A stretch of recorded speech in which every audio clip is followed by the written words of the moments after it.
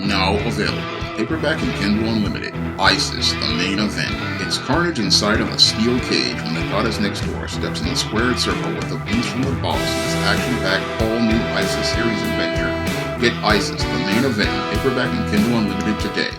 One of my viewers wanted some advice on how to write comedy. Now, this viewer had been watching many of my Joker Joe Biden skits, and he saw how funny they were, and he wanted to learn some tips and techniques for writing comedy. Now, what many viewers don't know about me is that I'm a very funny guy outside of YouTube, and oftentimes when I'm with my family, I'm oftentimes trading punchlines with them, and I'm seeing how these punchlines work as related to working on different stories. Because when I first started writing, I really originally wanted to be a comedy writer, but oftentimes when it came down to the comedy I wrote, a lot of times people just did not get the comedy I was putting down, like when I did my second novel, A Recipe for Success. Now, when I did that second novel, A Recipe for Success, many people did not really see that this was a black romantic comedy. And it was a romantic comedy that was meant to show how this girl, Cassandra Lee, got involved with this guy, Simon, and how they got together as they were working together on this business deal. And as these two people were coming together, the Cassandra character was learning things that would make her a bit more humble. And one of the most humbling things she ran into was when her fiancé was revealed to be one of these down low men. And when I was doing the comedy in that story, a lot of people really didn't get the comedy that I was doing because I was applying techniques that I learned from master comedians like your Lucille Ball, your John Ritter, and from directors like your Billy Wilder. And the film, The Apartment, was a major influence for writing that story, and it was a film that taught me a lot more about more nuanced comedy, and that nuanced comedy model was what I used for the story, A Recipe for Success. So that was a type of one of the types of comedy I learned to first work with, was that more nuanced comedy, but I've also learned how to write other types of comedy as well. Now, one of the foundations I learned about writing comedy is this. You usually, when you're going out here to make a joke, you're making fun of a situation, and you want to make it where people are laughing with you about the situation and not laughing at the character. So that is one of the first things I learned about writing comedy from watching all of those classic comedy films like Miracle on 34th Street and many old films from the 40s, 50s, and 60s, is that what makes comedy classic is you're laughing at a situation everybody can relate to, and you're not laughing at a person's. Because when you're doing a comedy, what you want to do is set things up for the punchline, and usually you need things to do for a comedy to work. You need to have as related to the situation, which is the setup, and then you have the people who implement the punchline and the delivery. So those are two core elements to comedy: is the setup,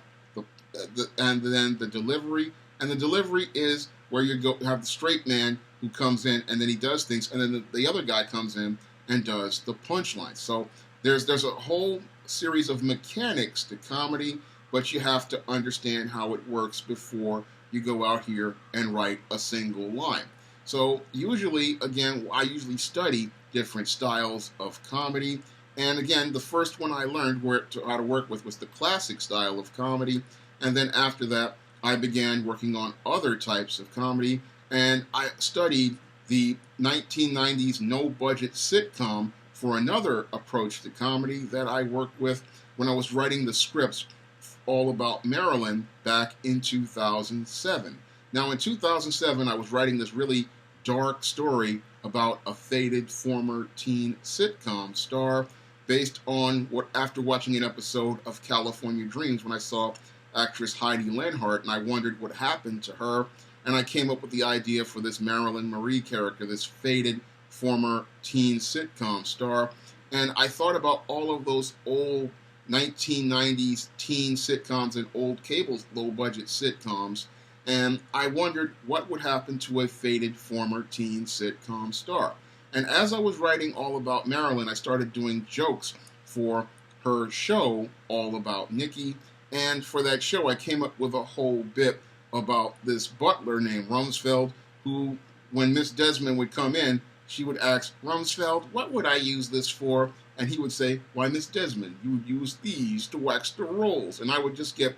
huge laughs from that bit. And as I was writing that bit, I came up with the idea to start writing episodes of the book All About Nikki, the fabulous first season, which featured all of the gags from that 1990s sitcom show. And I designed the whole fictional TV show based on everything I learned from these no-budget shows like Saved by the Bell, California Dreams, True Jackson VP, Sweet Life of Zack and Cody, Hang Time, all these 1990 sitcoms. I sat down and I would watch them and study them, study their technique for comedy, study how they would do their setups, study how they do their punchlines, and then I would go out here and write my own version of those jokes using my style of comedy for All About Nikki. And I wrote, I think, about 26 episodes of that series, and all those are on 2 separate books on Amazon.com right now. But I've been writing comedy for a long time, and I learned that technique for writing sitcom-style comedy from watching a lot of different comedies that featured teen characters, and I wanted to capture that spirit of that type of style. So I would sit down, study these types of comedy, study the mechanics of how they worked, and then I started doing my own jokes, and I would trade those jokes with my family members. I remember one joke that I did about a whole setup about Nikki going out here and buying a leather jacket and then trying to hide the leather jacket under a robe and talking about how she had a skin condition. I mean, this was a hilarious bit. And I ran that whole idea by a family member while I was riding on the D train with her, and it was just so hilarious that I just got nonstop laughs, and I wrote that whole script in a day. So I sit down and I trade jokes and I trade ideas with people, and that's how I get lots of laughs. And then I go to the computer and put my fingers to the keyboard and I write that type of comedy. And for All About Nikki, in 2010, I practically wrote 13 episodes with a whole lot of laughs, but in between the laughs, I was actually making a commentary on black fathers and the role of a black father in shaping a healthy daughter. So when I was writing the comedy for All About Nikki, I was also writing a commentary on black fathers, because in the story, the Nikki Desmond character, after the divorce of her parents, what happens is she winds up being sent by her mother to these boarding schools, and then eventually she just keeps getting into trouble, and what happens is the mother winds up taking her and sending her to her father, and then the father manages to try to get this girl who's become a surly, rude, and very nasty person, and he's trying to help shape her into a disciplined and decent girl. So I was making a commentary in between the lines, because this character is supposed to be this nasty, obnoxious, elitist Beverly Hills type, and she's supposed to be, this mean-spirited character, but the whole point of the book is, again, to talk about black fathers, and it's also to teach kids about how you're supposed to behave. So there's a lot more to the comedy than just the jokes. I also try to teach with the All About Nikki character and her story. I try to teach that, there's a way that we're supposed to behave, there's a way we're supposed to treat others, and we're supposed to do unto others as we want done unto us. And that was one of the things that was core to the All About Nikki story, was I really wanted it to be a story about a teenage girl, because teenage girls are who little girls look up to, and when they see a teenage girl acting a certain way, they learn how to behave from her because she's a model for them. And when they see Nikki making these mistakes and then learning from these mistakes, they can learn from their mistakes as related to behavior and then learn how to be better people. So I wanted to create a sitcom that was very family oriented, very family friendly, with all about Nikki. And I used comedy approaches I learned from watching teen sitcoms that were low budget on TNBC, Nickelodeon, and other cable channels like the Disney Channel, because I wanted to make a family-friendly comedy, and I learned how to do the family-friendly comedy from watching the show. So watching shows also helps you learn about comedy and comedy techniques, and that's something I learned, and it helped me when I was writing All About Marilyn and All About Nikki. And with both of them, I use different approaches for the comedy. With Nikki, I use the sitcom approach, but with Marilyn, I use a bit more of a dark comedy approach. And that dark comedy approach is something I learned watching movies like Clock Watchers, which is what I consider one of the best comedy movies out there. And it's been a major influence on my writing so far. So I also learned dark comedy, and with All About Marilyn, I use more of a dark comedy approach, and that dark comedy approach practically has Marilyn, who's like, she's the faded former teen sitcom star, but she's like in an episode of The Twilight Zone where she's practically in a situation where she's being treated just like the character she played on television. It's like everybody's angry at treating her the way they wanted to treat Nikki Desmond, and then she winds up in a very dark situation. And now, I also learned other techniques of comedy, and these techniques of comedy I use in my ISIS and E-Steam series books. Now, when it comes down to the ISIS and E-Steam series books, they are African American fantasy, but I oftentimes try to put comical moments in the stories of an ISIS series book so that you can have a moment of laughter. Because when you're doing science fiction and fantasy, you need to have laughter to break up the tension in situations. And this is done in stuff like Star Wars all the time. If you remember the scene, Let the Wookiee Win, or when you saw the Jawas and they shocked R2-D2, or C-3PO kicking R2-D2. This was done because when you have a fantasy situation, you really need some levity moments to break things up so that people can relax in the story, because the story is very intense in science fiction and fantasy, and you need a moment to just take a break from that. And I've seen that in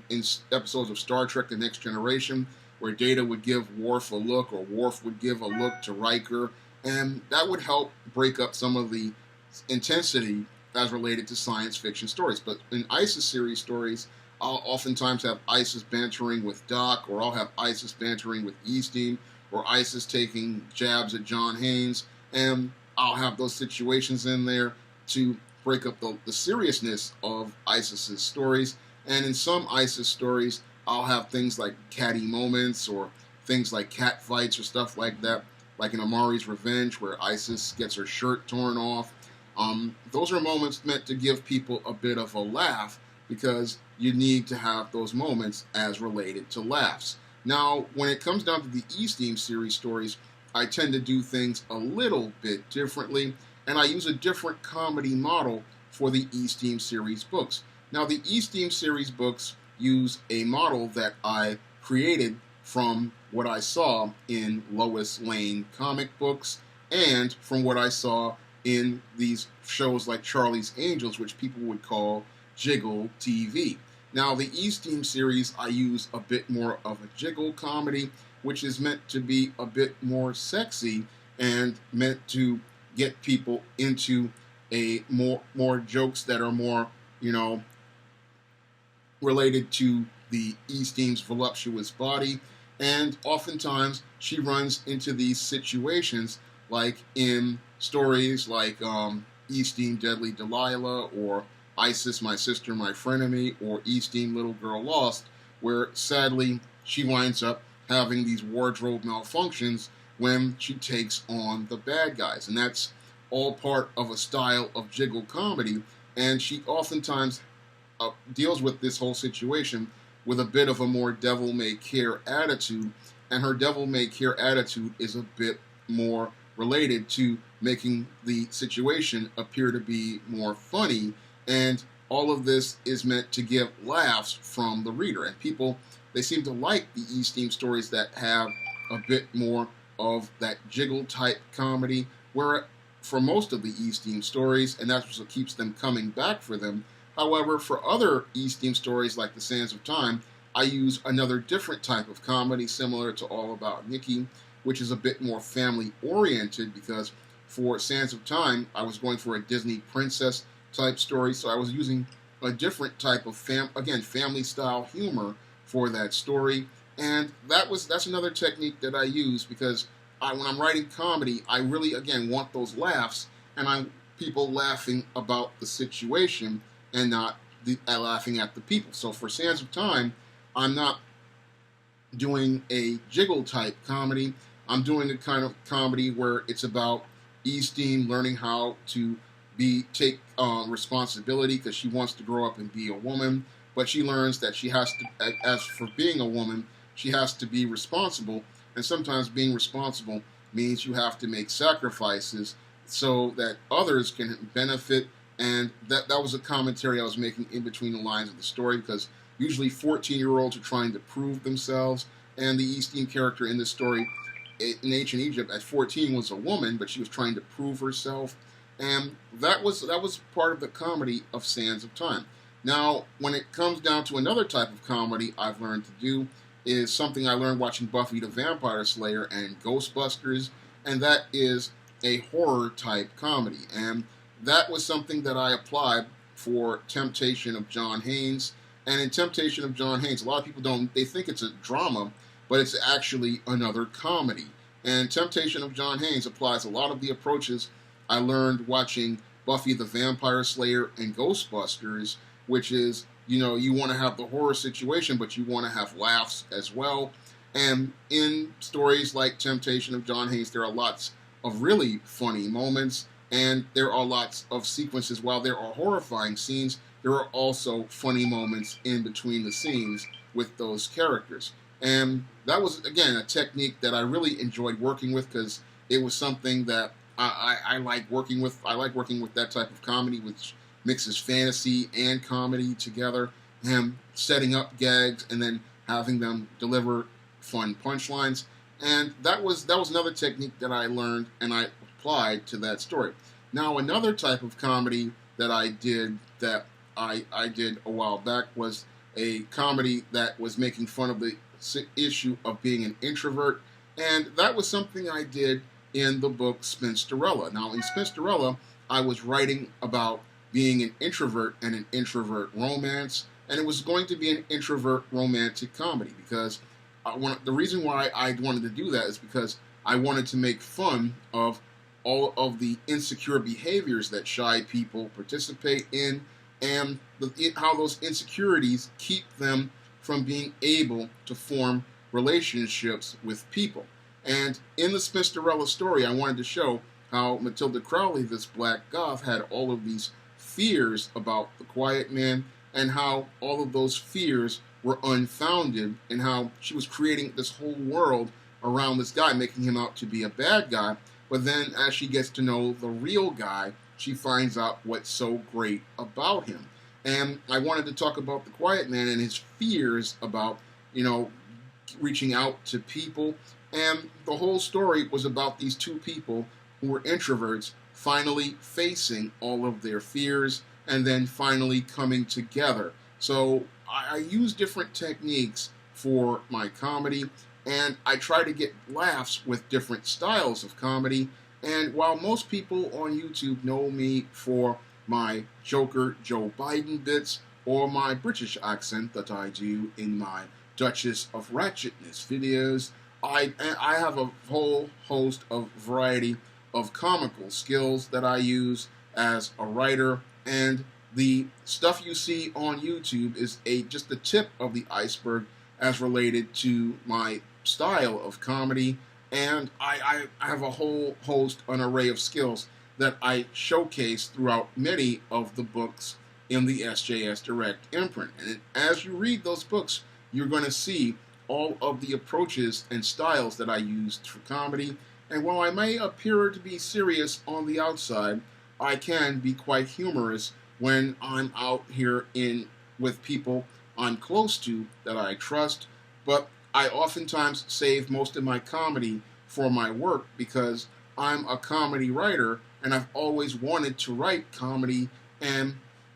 I write comedy again because it's just something that I've naturally been wanting to do. I mean, I've been, again, a funny person for years, but I just don't express that in public because I want people to take me seriously. So I save the jokes for my books, but I did the Joker Joe Biden bits because I wanted to make a commentary, and that's the whole thing about comedy. Comedy makes commentary between the lines of the story, and if you have a story and you want to make a commentary, oftentimes you go out here and you make your commentary between the lines, and as people are laughing at the situation, they're learning about the situation, similar to what the commentary that was made in Miracle on 34th Street, which was about commercialism keeping people from becoming connected as people. I mean, that was a brilliant commentary in Miracle on 34th Street. And in films like The Apartment, where it was about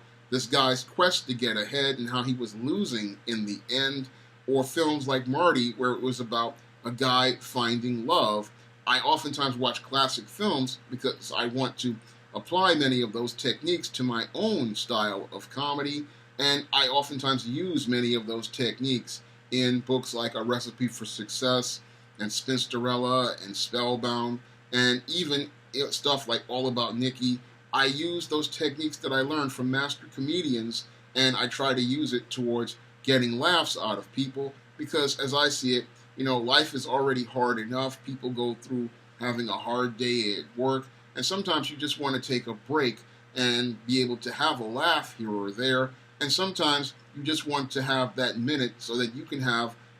a laugh, so that you can feel a little bit better about your hard day. So that's one of the reasons why I write lots of comedy. It's because I know how hard people have it out here, and I know how rough it is out here, and sometimes you just want to have a break with a friend to have a laugh. And if you can't get around people, you can pick up a book and hang out with some imaginary friends, or you can just go out here and meet some new people and get a laugh from there. And that's why I write so many different types of books that have comedy in them, because I know how hard it is for everybody out here, because I've had it hard out here, and I want to give some people some peace and a little bit of a break with my types of comedy. And that's why sometimes I put a humorous bit in the beginning of a video, because I know that, again, many of the viewers out there, you guys are having it hard out here, you're having it rough out here, and if I can add some levity to your day and give you that break, that makes my day, because I know, again, as a guy who's been out of work for a long time, how hard it is, and sometimes you just need that moment to have that break in order to be able to go on with your day. So I've been writing comedy for a lot of years now, and I put a lot of different bits out here, like the Joker Joe Biden bit, and the reason why I do that is because I just want to have a laugh, and sometimes I'll do an entire video, like I do with the British accent, because I just want to have a laugh here and there. So I did want to have fun with sometimes, and part of making videos is having fun, and what's the use of doing something if it's not fun? So I oftentimes try to put, again, different bits of humor here and there. I may appear to be serious, but I'm having fun, and I have fun when I'm writing comedy, and I'm hoping that this video encourages you to go out here and pick up some of the comedy books on the SJS Direct imprint, like A Recipe for Success, or Spinsterella, or even some of the ISIS or E-Steam series books. And if you want to see me make more comedy videos, or videos talking about comedy like this, you can donate to my Patreon, my PayPal, or my Cash App by clicking the links in the description box. That's all I have to say for this video. You can comment, rate, and subscribe. Now available in paperback and e-readers, E-Steam Blast from the Past. Hell's aspiring angel takes on her demonic doppelganger in this action-packed, time-traveling E-Steam series adventure. Get E-Steam Blast from the Past with a bonus E-Steam comic book, No Good Deed, in paperback and e-readers at online booksellers everywhere.